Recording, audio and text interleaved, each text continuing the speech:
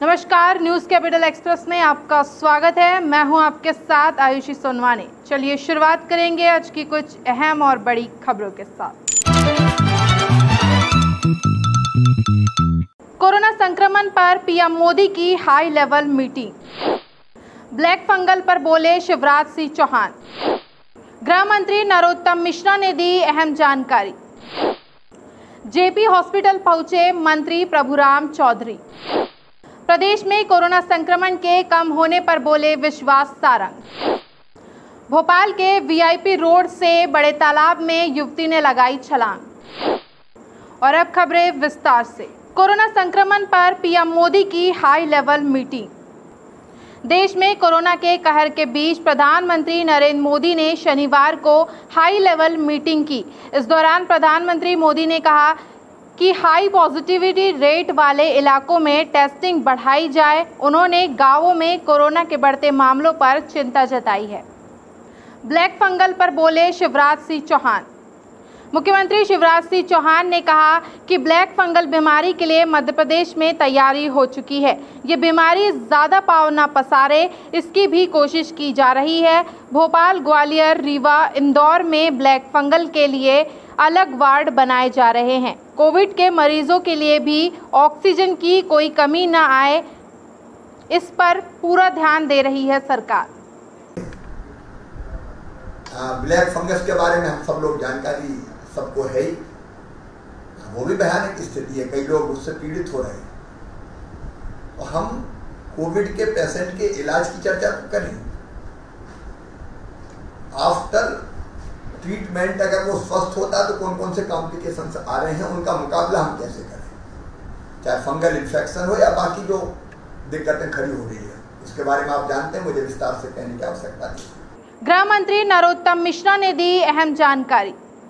गृह मंत्री डॉक्टर नरोत्तम मिश्रा ने जानकारी देते हुए बताया कि कोरोना से राहत भरी खबर आई है। कोरोना से 7,000 नए प्रकरण सामने आए हैं, जबकि 12,233 लोग ठीक होकर अपने अपने घर जा चुके हैं। वहीं प्रदेश के 5 जिलों दतिया, भिंड, मुरैना, अशोकनगर और गुना में कोरोना के 50 से भी कम केस दर्ज किए गए हैं। हमारे मध्य प्रदेश में आज जो नए प्रकरण आए वो 7,264 केस ऐसे थे जो नए आए थे।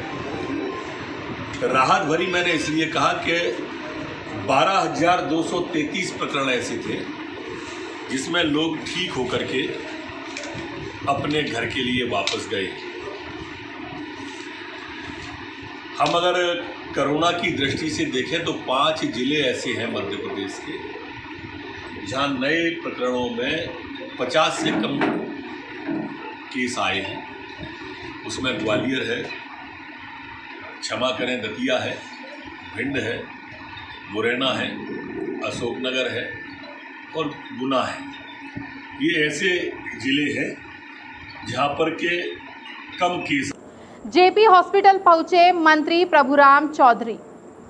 जेपी हॉस्पिटल पहुंचे स्वास्थ्य मंत्री प्रभुराम चौधरी ने संवाद सेतु उद्घाटन कर मरीजों को उनके परिजनों से संवाद सेतु के माध्यम से बात कराई और बताया कि हमने भोपाल, इंदौर, ग्वालियर अभी 3 जिलों में यह संवाद सेतु सुविधा कोविड-19 के लिए शुरू की है। प्रदेश में कोरोना संक्रमण के कम होने पर बोले विश्वास सारंग। चिकित्सा शिक्षा मंत्री ने कहा कि सीएम शिवराज सिंह चौहान लगातार एमपी में कोरोना को समाप्त करने और सुविधाएं देने की कोशिश कर रहे हैं और लगातार विशेषज्ञों से बात भी कर रहे हैं। इस तरह की हरकत कर रहे हैं, वो जनता की परवाह नहीं कर रहे। क्राइसिस मैनेजमेंट ग्रुप जिले का वो एक फोरम है जिसमें कोरोना को लेकर विचार विमर्श होता है और जनता की मदद करने के लिए प्रयास होता है।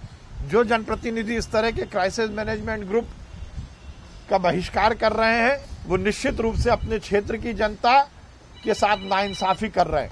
कृषि विकास मंत्री ने बताया लगातार विकास की ओर अग्रसर है मध्य प्रदेश।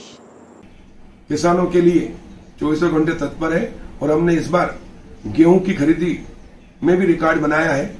आज हम 1 करोड़ 8 लाख 2163 मेट्रिक टन गेहूं खरीदकर एक इतिहास रचा है, जो लगभग 21,334 करोड़ 32 लाख किसानों को मिलेंगे। अभी तक हम 1,522 करोड़ से अधिक राशि किसानों के खातों में डाल चुके हैं। माननीय मुख्यमंत्री के मार्गदर्शन में हमने 4,660 खरीदी केंद्र स्थापित किए थे, जिससे ये गेहूं उपार्जन किया गया। पूर्व मंत्री पीसी शर्मा का बयान, कहा फील्ड वर्क कर रही है कांग्रेस सरकार। पीसी शर्मा ने विधायक निधि के 50 से 60 लाख रुपए दिए मरीजों के इलाज के लिए, लेकिन नहीं हुई कोई मदद। कोविड-19 वैक्सीन या रेमडेसिविर इंजेक्शन हो, सभी अधिकारी कर रहे हैं कालाबाजारी। गरीबों के साथ किए जा रहे हैं अत्याचार। बंद गरीब काम आएगा नहीं तो खाएगा क्या। सभी सब्जी के ठेले वालों के ठेले जब्त कर लिए गए हैं। मध्य प्रदेश सरकार ने वादा किया था कि सभी गरीबों के खाते में 1,000 डालेगी सरकार, लेकिन अभी तक ऐसा कुछ नहीं हुआ है। गरीबों को 3 माह का राशन मिलना था, वह भी अभी तक नहीं मिल पाया है। हम लोग फील्ड पे कर रहे हैं काम। पहला विधायक निधि कोरोना के ट्रीटमेंट, कोरोना के लिए इलाज के लिए पैसे देंगे, मैंने चिट्ठी लिखी थी, जिसकी वजह से 1 करोड़ रुपए सरकार ने कहा है कि दे सकता है विधायक, और मैंने 50-60 लाख रुपए दे चुके हैं। उस पर काम हो नहीं रहा है। जो अधिकारी हैं वो मिलते नहीं, काम कर नहीं रहे हैं।